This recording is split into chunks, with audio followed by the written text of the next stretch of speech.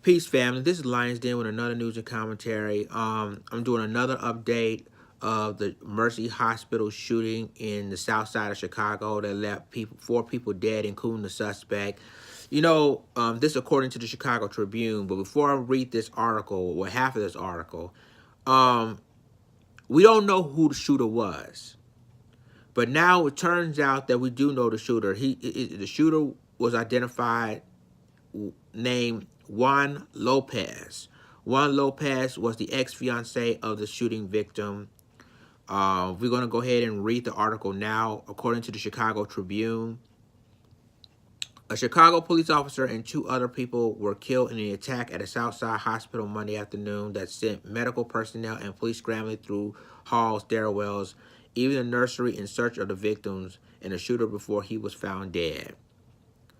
Officer Samuel Jimenez on the force less than 2 years was gunned down as he went to the aid of other officers who had been called to Mercy Hospital and Medical Center around 3:20 p.m. about an assault. Jimenez, 28, was married with 3 small children. He's the second Chicago police officer killed in the line of duty this year, the most since 2010 when 5 officers were fatally shot. The first was near North District Commander Paul Bauer, killed February 13th outside of the Thompson Center. Those officers that responded today saved a lot of lives, said Chicago Police Superintendent Eddie Johnson.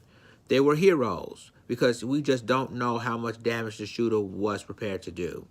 Police had been called to the hospital after Juan Lopez, 32, confronted emergency room doctor Tamara O'Neal, apparently over a broken engagement. I'm going to stop you right there. Now, a lot of people don't know who the suspect was and what race the suspect was. Now, the mainstream media is covering that up at all. We really don't know who it was, but we already knew that and a lot of people say, yeah, it's happened in Chicago. Hold that thought. Wait a minute. Just because it happened in Chicago doesn't necessarily mean that it happened where you think it happened. Now, it says that, and this is according to the Chicago Tribune, Juan Lopez confronted, and I'm going to repeat it again, Juan Lopez confronted emergency room doctor Tamara O'Neal, apparently over a broken engagement. By the time Jimenez said his partner arrived on the scene, Lopez had shot O'Neal repeatedly. So, in other words, they broke up the engagement. I don't know what happened. They broke up the engagement. Lopez wasn't happy about it. So he went to the hospital and shot O'Neal multiple times, killing her. And then that's when he went on a shooting rampage and shot, of course, shot another person, another woman who was a pharmaceutical assistant, and she just got out of the elevator, and then he shot a police officer, and then there's rumors that either he shot himself or a SWAT team shot him in the back of the head. But at the end of the day, 3 people's lives has been lost yesterday.